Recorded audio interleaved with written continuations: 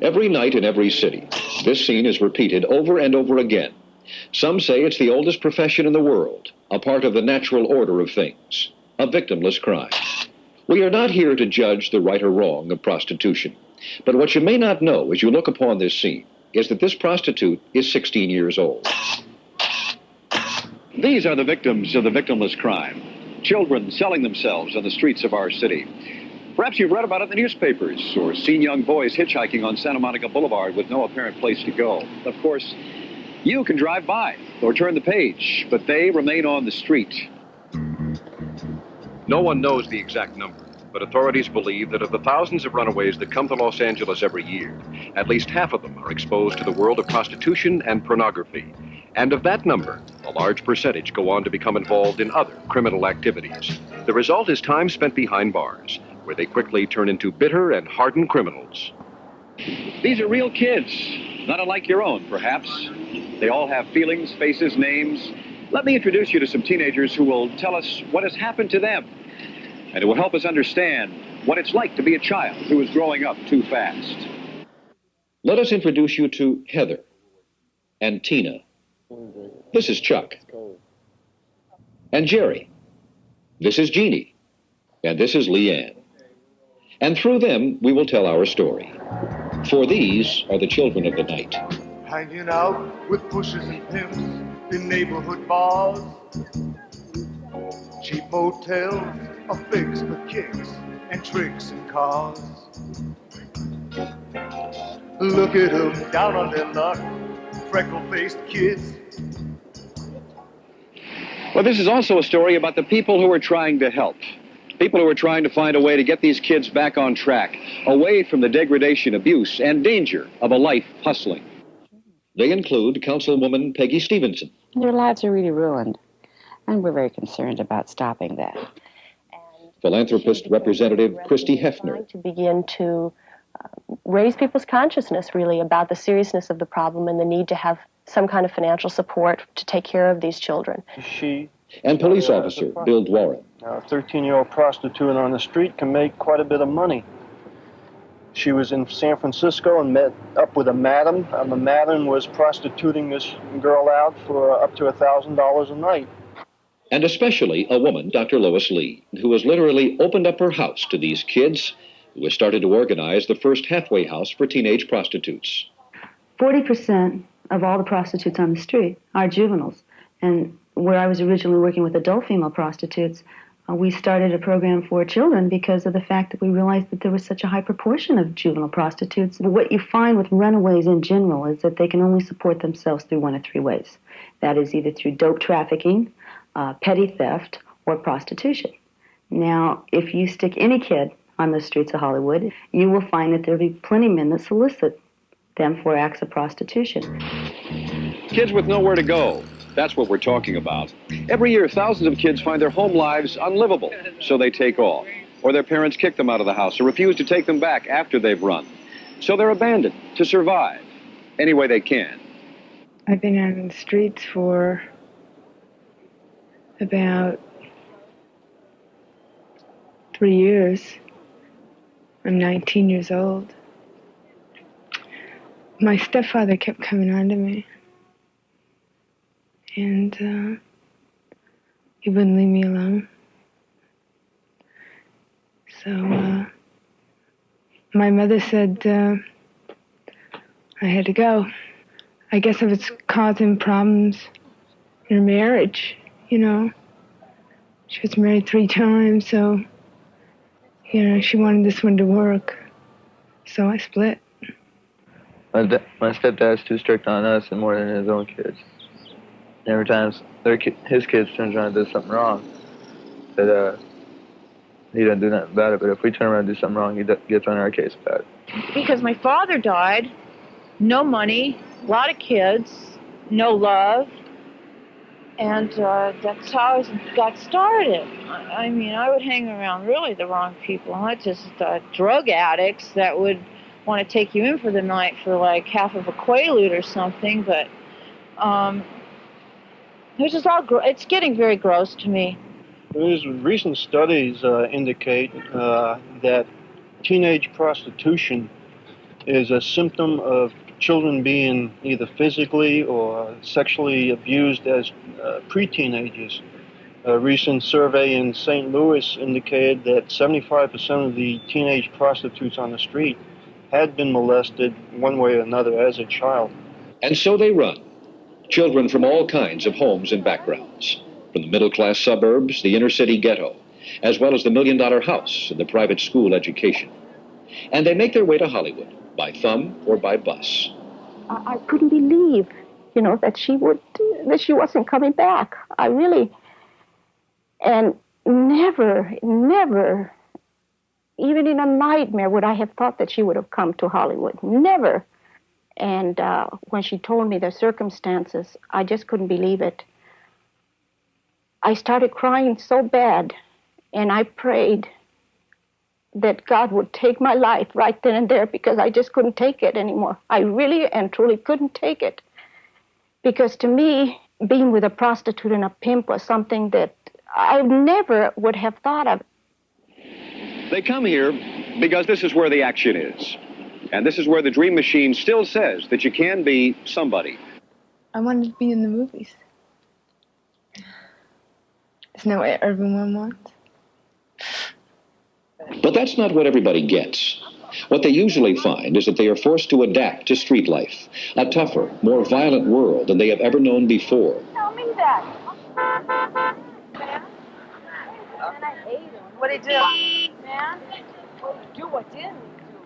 He went in there and ripped up all of Vera's clothes, my roommates. Yeah. Fucking took $240 out of our apartment. You better keep on. Oh. I've been kidnapped before. Matter of fact, one guy that has raped me when I was like 10 years old just got the gas chamber, Rodney Acala. And, do you remember hearing about that? He killed a 12-year-old girl. Somebody might come riding by, throw beer bottles at you. Something like that, I don't have no trouble from the truck, so smacked him upside the head to talk. Start giving me some shit. Some kids, they normally carry a gun or a knife on them, or sometimes a can of maize. And most of these other teenage kids that are cruising on the boulevard, they pick up a hustler, and they take him that way out middle of nowhere, and the hustler don't know what to do except to use what he's got on him. That's the only way to get out of the mess.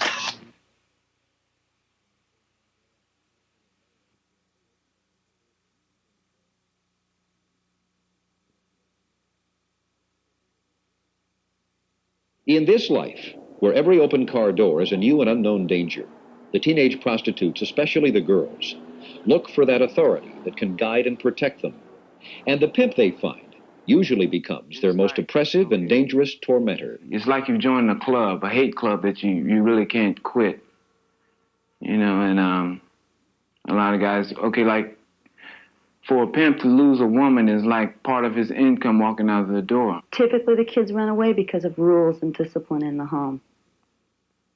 But what happens with the pimp is that they enlist in an organization with a very set of rigid rules and regulations, more so than what they ever encountered in the home, and probably similar to something that you'd encounter in the military. It's like it's instilled into them that whatever they do, it has to be done right. And if it's done wrong, they know that they'll have to be punished for it. They will have to answer sooner or later, one way or another. Some use coat hangers applied to the buttocks and the back of the thighs, or anywhere else maybe they can be hit at the time if the pimp is in a rage of fury. Anywhere is fair game. But a lot of times you don't want to hit them in the face because that would be like destroying your product. I've been mistreated by pimps. I got kidnapped by a pimp. He beat me really bad. He beat me from head to toe, all the way from my back, not with the front, just from my back, all the way to the back of my legs with a hanger. Not all the action takes place out on the street. If you know where to look, you can see the bars where the pimps hang out. Whorehouses in both apartment buildings and unquiet residential streets. Pimps and madams run these sweatshops where minors work for the privilege of further abuse. What kind of client looks for a teenage prostitute? Anyone from a politician to a preacher, You know, from the guy on the street that works a construction job to somebody that makes $50,000 a year in a big office. They all come and they all pay. The juvenile prostitute is really looking for love, really looking for a father figure, is really looking for a support system, is looking for guidance. They are more dependent. They are more prey to pimps, chicken hawks, and other kinds of criminals that can prey upon them. And believe me, when parents are angry, boy, no pimp better get on our way. Because even as short as I am, if I didn't get to meet the man. And thank God that we didn't, because I think my husband would have killed him. Typical of the psychological advantage the pimp has over the young prostitute can be seen in the case of a 16-year-old runaway named Tina. Lois found her working the streets and talked to her about her pimp, a pimp that Lois had heard about from other girls. Where do you live? In a motel. With David? Yeah. You want to stay there? Yeah. You're not looking to get off the street? He loves me. What if you had another place to stay? Where else am I going to stay? I have to stay out here and make money to pay our rent. But see, David, he got a real hot temper. And he might hit me. Why would you stay with him? Huh? Why would you stay with him? He loves me. Do you love him? Yeah, I love him. We're going to get married and have a baby. When are you going to do this? As soon as we save enough money, that's why I'm out here working. And, like, I'm going to miss business if I stand here and talk to you, so I got to go. Where's David now? I don't know. He's not in the motel? No. Are you supposed to go meet him back at the motel? Yeah, I'm supposed to, but not until I make enough money. How much money do you have to make before you can go back there? $300. How much money did you make last night? What was yesterday? Tuesday. Yesterday was Tuesday. I made $250. From what time? Oh, I come out here about 5:30 every night, and I stay out here until about, whenever I make enough money to go home. But Tina didn't go home that night. Lois was able to persuade Tina to come to her house, and then made arrangements for Tina to meet a former prostitute of David's, so that Tina might wake up to this man's obvious lies and to her own exploitation. If David loved you, why would he let you work the streets? I already told you. To make enough money so we could save it, so we could have a baby.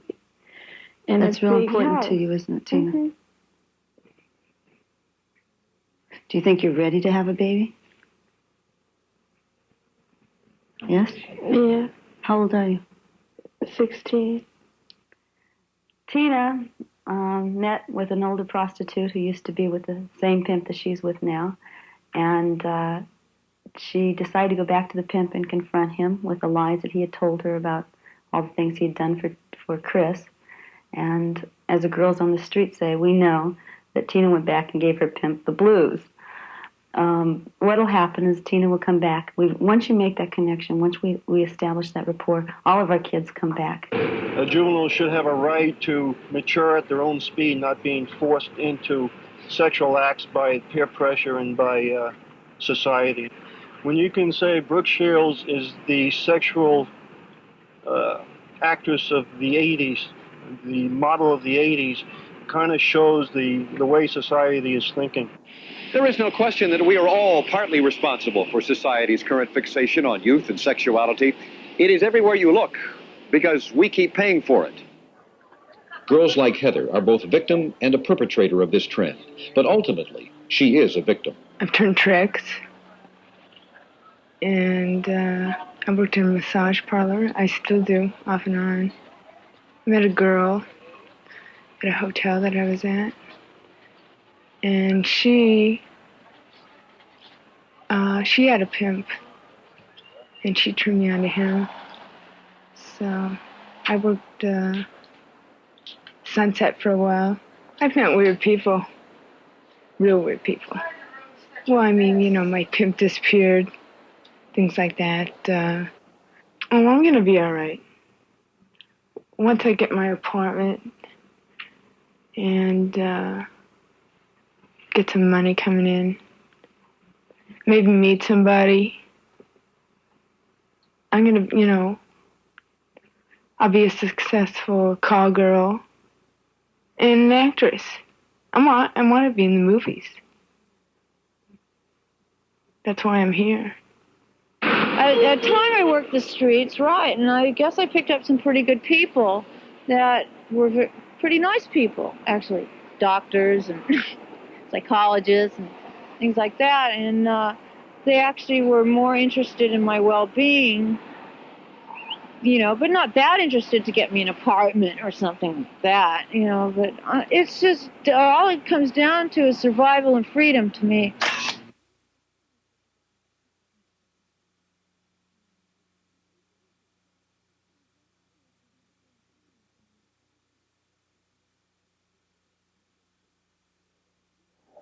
So this is the problem. Thousands of teenagers pour into Los Angeles every year with no money, skills, and nowhere to go.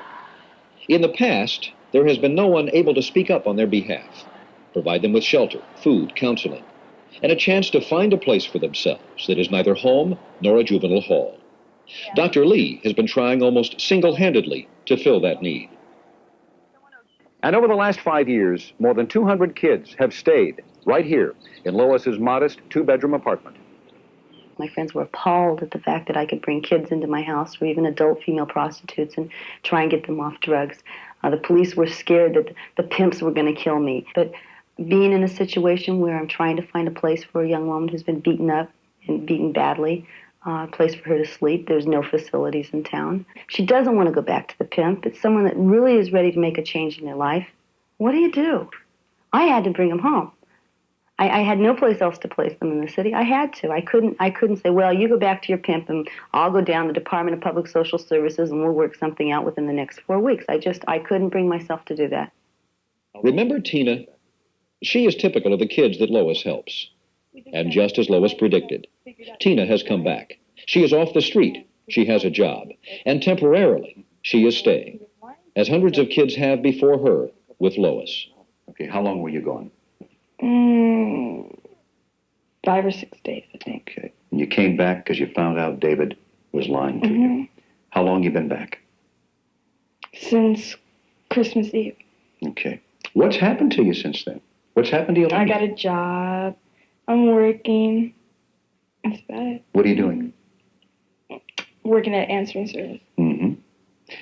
What do you think of this lady here? She's great. Yeah? Why is she great? She's good people, because she cares. Lois has started an organization called Children of the Night. Working with a few volunteers, she's been able to raise enough money to establish a hotline, get some kids into drug rehabilitation and job programs, provide legal and psychiatric counseling. But she is working hard to be able to fill the most pressing need. A place to sleep and food to eat so that the kids don't have to sleep in condemned houses. They don't have to line themselves with a pimp so that they have a place to sleep at night. They don't have to expose themselves to chicken hawks and get involved in pornography. They don't have to steal. They don't have to turn tricks. To that end, Lois, who needs to raise over $300,000 for a halfway house, now spends part of her time looking for that building that will eventually become the Children of the Night Center, and going out into the community and speaking to groups in an effort to meet that goal. Kids have a right to be protected by what we call an enlightened society. There's a big need for this because there aren't any existing services for these kids in the city of Los Angeles. Lois has also been looking for funding from City Hall and found Councilwoman Peggy Stevenson to be a sympathetic supporter. We're very supportive, and Councilman Ferrera and I have earmarked some funds to help her. And we're working with her now, and she's working to formulate a program, find the proper agency to handle it. And we're hopeful that this will take care of really a major problem in the Hollywood area, and not only in Hollywood, but really the whole city. Christy Hefner, representing the Playboy Foundation, has given money to the Children of the Night and feels these types of programs should receive more corporate funding. Disappoints me, frankly, how many conservatives who claim to be so concerned about the family and wrap themselves in the cloak of the traditional family turn their back on the reality of problems of teenage pregnancy and teenage prostitution, as if they didn't fund contraceptive programs or they didn't fund programs like Children of the Night and ignored them, that the problems that those programs are designed to help would go away.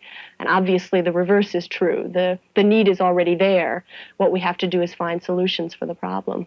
Can you give me a number? Yeah, What kind of person does it take to go into the streets and help those in our society who have run or been pushed into its outer fringe? I think Leanne can express it best when she tells what Lois did for her. I couldn't have made it. She fought for a year. I mean, I was on heroin. I didn't want to clean up. She was there for a year. She let me run. And when it was time for me to clean up, she knew, and she put forth all of her effort.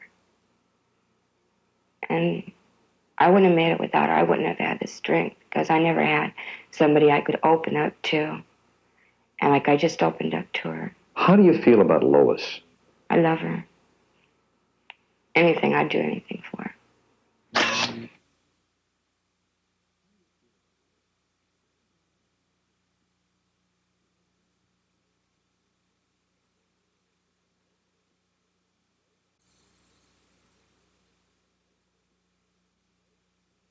Today, Leanne is working and back in school.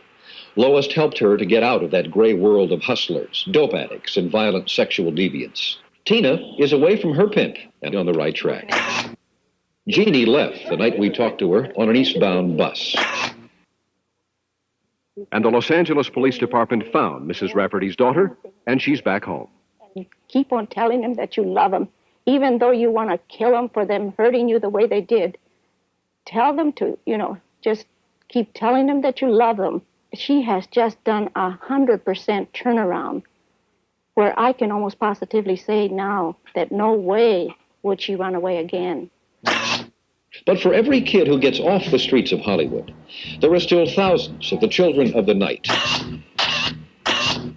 who are left behind. I'm Paul Moyer.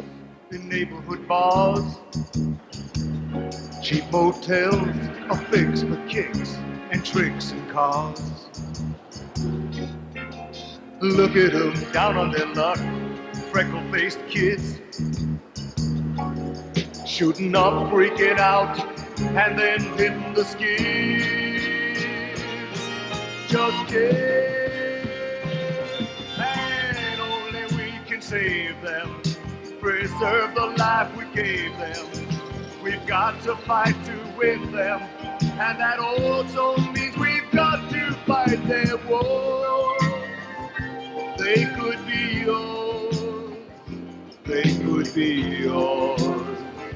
Well, we better stop to save the children, save the children of the night. We better stop to care about the children. It's the only way that we're gonna survive. The children of the night are worth the fight. The children of the night are worth the fight. The children of the